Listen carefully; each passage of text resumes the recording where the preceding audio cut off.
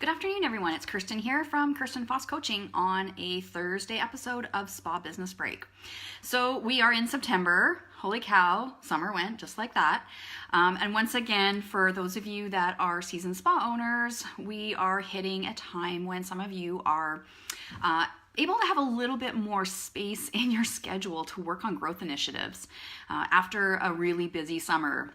So I'm sure that you have a list of little projects that you want to work on that would mean, that would work towards whatever your business goal happens to be right now. So if you are needing more clients, then you want to be working on a growth initiative that is about increasing your visibility in your community. So today I'm talking a bit about visibility and marketing, and really but I'm not talking about, I don't want to really get into, I'm not really talking about marketing tactics per se, but today I want to discuss your website, and that this is a really great growth initiative to work on. Now you may think, website, that's not really a growth initiative, but it totally is, because your website is all about visibility. It's trying to, attract your ideal client from your community to come book an appointment. Now, there are some aspects of your website that might need an update. In fact, I'm going to go out on a limb and say it probably does. Almost every single website that I come across for spa owners, there is one consistent weak link in it. And that is my first point. And that weak link is your service descriptions. What's my beef with most service descriptions? Well, my beef is that they're usually way too vague. And when a spa client is looking at your website, at your service menu, and they get there and the service descriptions are vague, they're confused. They don't know what to pick. They can't really, they're finding it difficult to identify their own pain points and match it up with the outcomes. So this is it's a really common issue with spas, is their service description. So that is one of those growth initiatives that if you look at your service descriptions and you're like, meh, I know they're not that great, but I don't really know how to write them, then that is like kind of red flag for you. You should be starting to take a look at what that would look like for you as far as getting those service descriptions improved. So I want to give you a few little tips about service descriptions and what you want to include in them, because what I'm noticing is that most spa owners, or whoever's writing them, they're heavy on the features of the treatment, the what of the treatment. And when we're talking about the what of the treatment or the features of the treatment, we're talking about a cleanse, an exfoliation, a massage, a mask, and then maybe a dusting of minerals at the end. Those are features. Now, features don't really stimulate much interest. I know there's lots of savvy skincare users out there, and some of those details will make a difference. But when you're so general in your service description and just kind of, saying, well, it includes a cleanse, an exfoliation, blah, blah, blah, it's still way too vague. And the truth of the matter is a confused mind or a vague, vague understanding of things, the consumer will always say no. They'll click off your site and go somewhere else where it is more clear. They're much easier able to identify that you can help them with their issue. So when it comes to service descriptions, there's three pieces that you want to include in your description. You want to include key identifiers. And what I mean by that is what the client can identify with. So in your service description, if you're saying something like, do you struggle with acne breakouts even though you're in your 40s? That is an identifier for people. And so they can quickly read that and go, yes, that's me. It captures their attention quickly, and they get that you obviously understand this type of client, and so they'll keep reading. Now, if you include the next piece of information, which are the key ingredients or the key tools you're using, that's the what. You need a little bit more information. So if you're just saying, it's a hydrating facial, that includes a cleanse, an exfoliation. You want to beef up. It's a hydrating facial that uses, if you're using, say, I've just been working on somebody's service description, so I'll use Yonka. So if you're, it's a hydrating facial that uses Yonka's quintessence, blah, blah, blah, blah, blah. So you see how you're kind of beefing it up to include some key features about, the kind of the wow factors of that particular service. They want to know what's different from one facial to the other, and that's how you make that more clear in your service descriptions. The last piece of information you want in that also is the advantages of this facial. You can also call this the benefits of the facial. Sometimes I find using the word advantage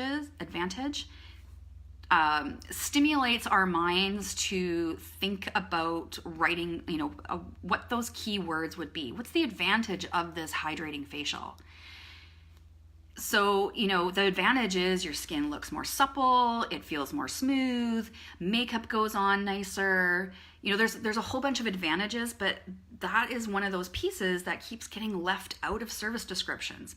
So you want to name, first you want to have the identifiers, those pain points, so people can go, oh yeah, that's me. Then you want to put in those key ingredients or key tools that you're using to beef up the what of your service. And then finally, you want to finish with the advantages. What are the outcomes? What can they expect? And again, I see a lot of spas having the advantages written out very vague. It's really important to be more detailed so that they really get it. You can expect your skin to look XYZ. You can expect your makeup to go on, whatever. So they need very specific examples of what they can expect after their facial. All right, so that is my first point. If you need a spa menu or a spa website menu update, that is probably going to be one of those main jobs or those main growth initiatives or those main tasks in your growth initiative. Writing service descriptions, I know you know this. It's not easy. You guys aren't copywriters. You're estheticians. You love being in the treatment room. You love being hands-on. So I totally understand why this is not easy for you. However, if you need more traffic into your business, then it's one of those things you're gonna have to, just pull up your socks and put some time away this fall, chunk out, once a week, a good 4 hours, minimum 2 hours to work on this. Because you really just start getting going after an hour, but chunking out some time to spend on, write out the bullet points first. Like, don't try to go into writing service descriptions like in one go in like a half an hour and expect it to look and sound amazing. It just doesn't happen that way. So I think some of this might have to do with managing your expectations of yourself and how you write copy. So my advice is to start with a rough draft, and that rough draft is just going to be bullet points about your service description. Your rough draft is going to have bullet points of your identifiers, a bullet point of key ingredients and tools that you're using, a bullet point of some advantages. So just start with that of all your services. Leave it, go back to it another day, pick up the bullet points and start playing around with putting them into a sentence. Once you do that, leave it. It's still rough copy. Leave it for another day, go back to it and write your good copy. You really do need to have breaks in between writing like that in order to be able to go at it with fresh eyes again. Because after a while, you start looking cross-eyed, right? So give yourself a break, manage your own expectations, and try, if you're needing to write copy, chunk it out into 3 separate times that you're going to be working on it. All right. Spa menus, what else on your website? You're going to have to look at your service positioning. This is another weak point that I see on websites. And what I mean by service positioning is that if you want to be focusing on skin, then, right at the top in the nav bar, if you have manicure, pedicure, so say you have a home, about, then maybe on your nav bar is manicure, pedicures, then it's facials, then it's massage. then it's contact page, even right there on your nav bar. If you're wanting to reposition some of your services so that people are going to them first rather than going first to facials or to pedicures, then move your titles around on your nav bar. Go home, about, skincare or facials, then manicure, pedicure. Same goes with when you are creating a web page for services. If you're wanting more facial clients, don't put manicure pedicures at the top. If you're wanting more manicure pedicures, don't put waxing at the top. Put at the top what you want to be attracting, the business that you want to be attracting to first. Okay. The other little side piece of this is, how many of you have new services that you've put on, that you've technically have said you've put on your menu or you've brought into the spa, but they're not on your menu yet. They're not uploaded to your website. So I challenge you, if that is going on for you, and if you're like, oh, I just haven't gotten around to it, get to it this fall. Get your service description nailed down in the method that I just shared with you, and get it up on your website, because nobody knows. You don't want to be the best kept secret in town for that service. Okay, the last point I want to make about your website redesign has to do just with general design. And, if you haven't done, a website update in a few years, I'm just going to tell you right now, you probably need to do a website update. And you may be having some troubles attracting your ideal client, the client that you want. And it may have to do with the images that you're using. Now, let's just think about Instagram for a second. Instagram is completely visual. It's all about visuals. And the reason why Instagram works so well is because visuals trigger emotions so much faster than words ever can. Our brains are amazing things. They just process that, and the brain of the consumer can pick up and be interested in an image much quicker than any of your copy. So that being said, if you're trying to attract a different kind of clientele to your business, you may need to be changing your website images because they just might not be matching up with that kind of person. So, it's a really critical piece to make sure that your visuals match the kind of person that you're trying to attract. And also not just the visuals of the kind of people, but the feel of it as well.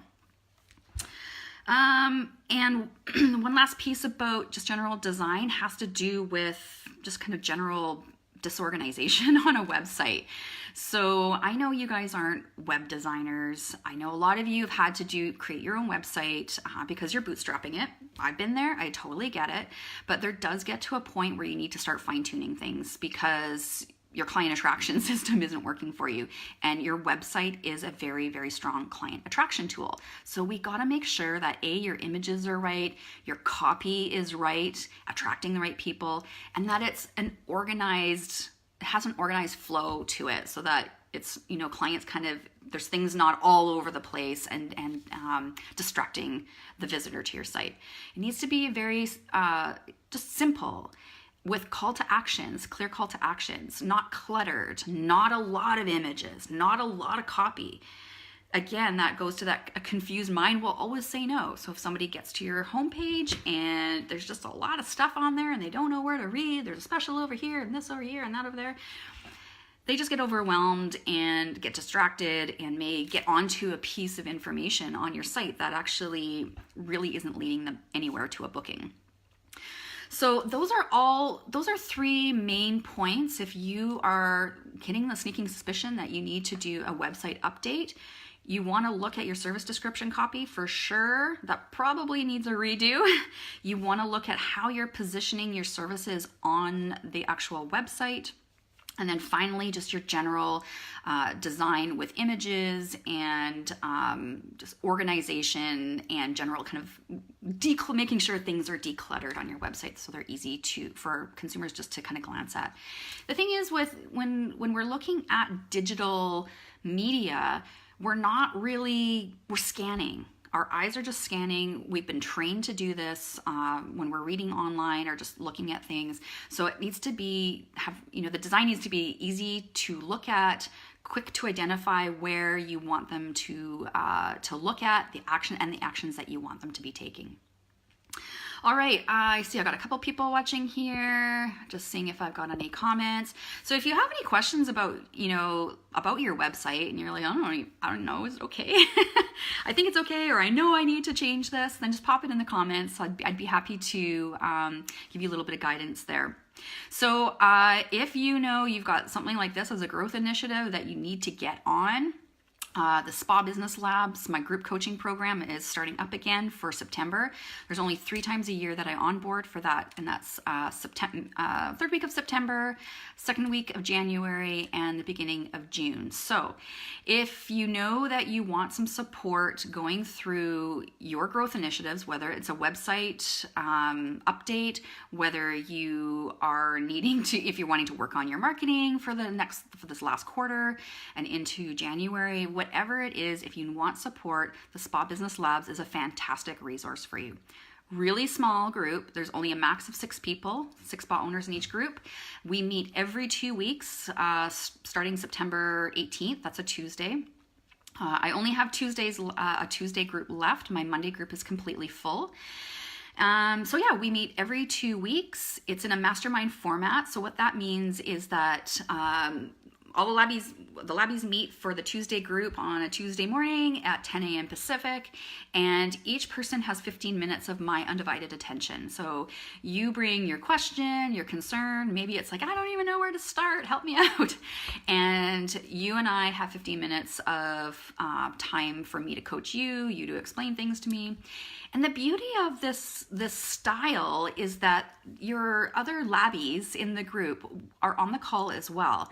And so they are they're able to hear what the advice being given, the situation that you're in, and the action steps that I give you. And it's probably relatable to them at some point. It may not be relatable to them right now, but maybe, a couple months down the road, they're like, oh yeah, I totally remember this. And that's how Kirsten had suggested it. And that's how so-and-so followed through into the action steps. So you're always getting great information that you may never even thought to ask about for your business. So, for you as a lab participant, you have your turn, but then you get to listen to everybody else's questions. And sometimes we've had it where, labby's like, oh, so-and-so actually asked my question. I need to actually have another question. So I always tell the gals in the group that come with 2 questions, just in case somebody asks your question before you get to hop on and ask it. So Spa Business Labs start, so Mondays are full. So the Tuesday group starts Tuesday, September 18th. If you are thinking, I think I might like to do that, and you're not sure, I'd be delighted to hop on a call with you just to basically go over what your needs are for your business, your ideas for your growth initiatives, what you want to work on. And I'll give you some guidance, like whether that's something that we can work on, it's not appropriate, because sometimes some initiatives actually need far more one-on-one time. But that's about it. So if you're interested and you want to book a call with me, I'm happy to do that. Just send me either a direct message or pop it in the comments here, and I will send you my online booking link for that. I will also include the lab schedule in the comments, and I will also include the lab sales page, so you can have a read through it and go through all the details that way.